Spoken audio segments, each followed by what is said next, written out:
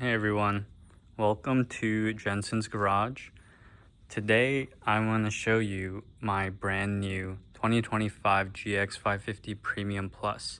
I literally picked up this thing about maybe 5 hours ago. It's November 2025. I'm going to be doing a long-term ownership review with this car, talking about how it compares to my previous 2023 GX 460, and I'll talk a little bit about how the driving, how the ownership experience is different, and also the story of why I replaced my 23 beloved V8 with this twin turbo V6 that we all know has had a lot of issues. So if you're interested, subscribe to the channel. I'll be posting lots of content, lots of mods, some off-roading, all to come. Here's the key. Mine came with two of these normal keys and one of their flat wallet keys. It's the same as you get in the previous Gen GX and the same that I had on my LS 500. This is an okay key. It's not bad. It's not the most amazing key, but it's held up well on my other older Lexuses. One thing that I noticed that's different on my 25 GX from what I've seen other people have online is the OEM tire it comes with. I've seen the other ones coming with Yokohama Geolanders, whereas this one came with Dunlop Grand Treks. And this is actually the same tire and name that came on my GX 460 2023, but the tread pattern looks a little more aggressive. And it also looks a little more aggressive than what I've seen on the Yokohama Geolanders that's been coming on the new GXs. But if you've seen, a lot of people have feathering. I don't know if it's an alignment issue or tire issue. If you've seen the car care nut, a lot of these Dunlop Grand Treks have had issues. After I got an alignment on my 23, I never had that issue again, but just something interesting to note. So I got this from South Bay Lexus. Check out Brandon, he's great. If you need help finding a GX 550, this is atomic silver and I got the black interior. So coming in here, you can see atomic on black. This is the first look. You can see I only have 39 miles. I primarily drive on road, but I do off-road a few times a year. I have a set of methods with all terrains that I'll swap on for that. But with my main use case, I decided to go for the niceties of the Premium Plus instead of one of the Overtrail models. Some of the options I got on this car are nice. This illuminated door sill. I got the heads-up display, panoramic view monitor, mostly just standard stuff that comes with the Premium Plus. But my first impressions driving this car, it's very different than the GX 460, but drives super, super nice. The best thing I have to say is probably the driving position, just seeing those two big arches on the hood, the upright windshield. Feels like very Defender, very Range Rover driving position. When you look to the side in traffic, you're either above or at the same level of even full-size trucks. Let's start it up. Sorry, I didn't close this door. So started it up, as you can see, super nice interior, really big screens. I do miss the analog gauge cluster from the 460. That was just so timeless. Anyone that's into timepieces or anything like that can tell you there's something different about an analog gauge cluster, especially in this day and age. But really nice, really usable so far.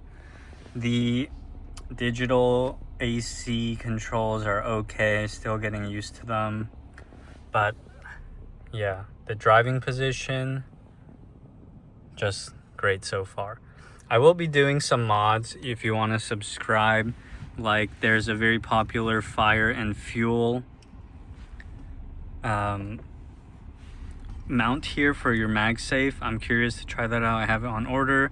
I also carry longboards on my roof, so I have the OEM roof rack coming in. Other than that, I've tested out the 4 low, the center locker. Everything's working so far, and the little driving that I've done has been great. Check out the back seat. I love the ambient lighting. A lot of reviews have said that it's really dim, but if you turn up the brightness in the screen driving at night, it's a really nice touch. It really brings the cabin into the modern era compared to the 460. A lot of people say that the 460 cabin quality seems much higher. I think it's a different design, different use of materials, but I don't think that the quality is necessarily any worse. Let's go to the trunk. Such a good looking car. So much better than the 460. And although we all love that powertrain, you have to admit that when you see a car that just looks good, it makes you want to drive it, makes you want to take care of it. And I think that's something they really improved in this generation. The taillight, it's okay. I actually do prefer the rear end of the Land Cruiser, but beggars can't be choosers here. Here, this vehicle did come with the black emblem overlays. I prefer the look of the original silver, so I actually asked the dealership to remove those because when I found this car, the port had already installed them, and they had no issue taking off these ones, but they took a look at these. Maybe they're a little more fragile, and they said they didn't want to risk pulling them off. So if that's a deal breaker for you, make sure you have them not install it at the port.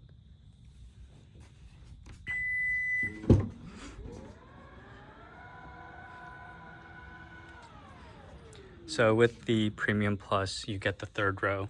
I like the versatility of having it. I don't think you lose that much cargo space. My 460 also had the 3rd row, and I had captain's chairs in that one. And I really like this storage area here. I put in a tire pressure gauge, some gloves, a little microfiber. I think it's great for some off-roading tools here. You have your 400-watt plug, you got your power seats, and I will also be reviewing the WeatherTech floor liners for this car. I've ordered those and they're coming in soon. All right, I'm gonna go for a quick drive. It's nighttime here in an area with not a lot of street lights. I don't know how much it's gonna show, but just talk about how it feels to drive. I do want to touch on the transmission because there have been reports of issues with this 10-speed. So let's put it in gear and go for a drive. Really glad they went with the normal gear shifter, not like those little nubbins you get in the hybrids. Really smooth throttle application, that lift-off feeling, much more powerful than the previous GX. Kinda with the old powertrain, to get any power out of it, you really had to rev it out. But this one with the turbos, you know, they spool up quick, and just a much nicer experience coming out of a stoplight, coming out of an intersection. And this car, the Premium Plus, doesn't have EKDSS, whereas my 23 GX 460 did have KDSS, not EKDSS, but KDSS. And I think that this suspension is so much more plush than the 23 GX. Just the way that it floats over bumps,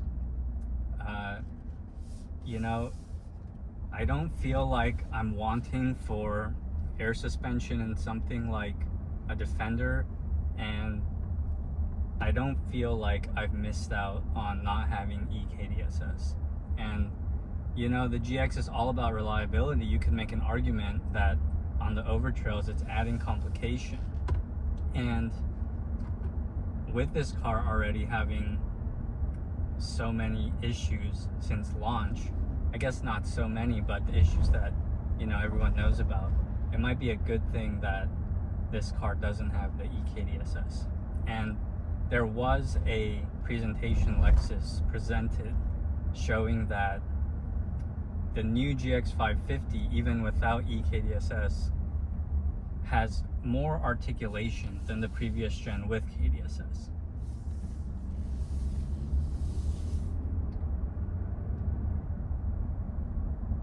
Yeah, you probably can't see it from there, but the heads-up display, really great. You know, I'm kind of contradicting myself about not wanting more tech, but it is a nice luxury to not have to look down as much, keep your eyes on the road. I'll give it a little throttle here. And yeah, really strong, really good. Plenty of power for anything you need for daily driving. Headlights are great. I think that the 460 headlights are a little better, especially the high beams. The 460 headlights impressed all of my friends who got in the car. They would say things like, oh, I wish my car had headlights like that, or I've never seen high beams that bright. Are they aftermarket? But no, these are just stock headlights and on the 460. And the 550, although they're really good headlights compared to other cars, I think that, you know, they're a little less amazing than the 460.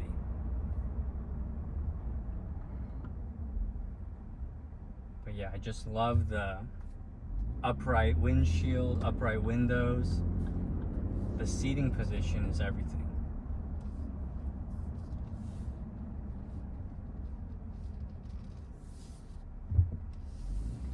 I'll be quiet for a second so you guys can kind of get the audio experience of this car.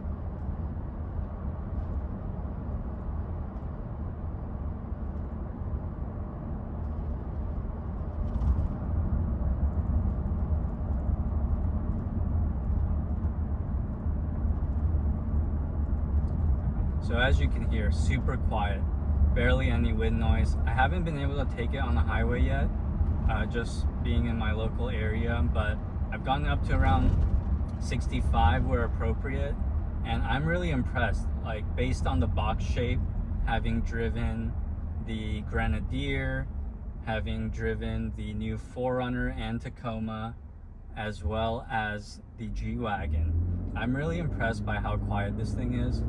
I don't know how the windshield is going to do with rock chips over time. That one we'll have to wait and see, but wind noise is really good. And one more thing I want to touch on, because this is a Premium Plus, you can't get the Mark Levinson sound system, but from my experience so far playing music, I wouldn't consider myself an audiophile, but this sound system has plenty of clarity, plenty of punch for probably 99% of people. So I'm gonna head home and we'll wrap up. Final thoughts, and thanks for watching.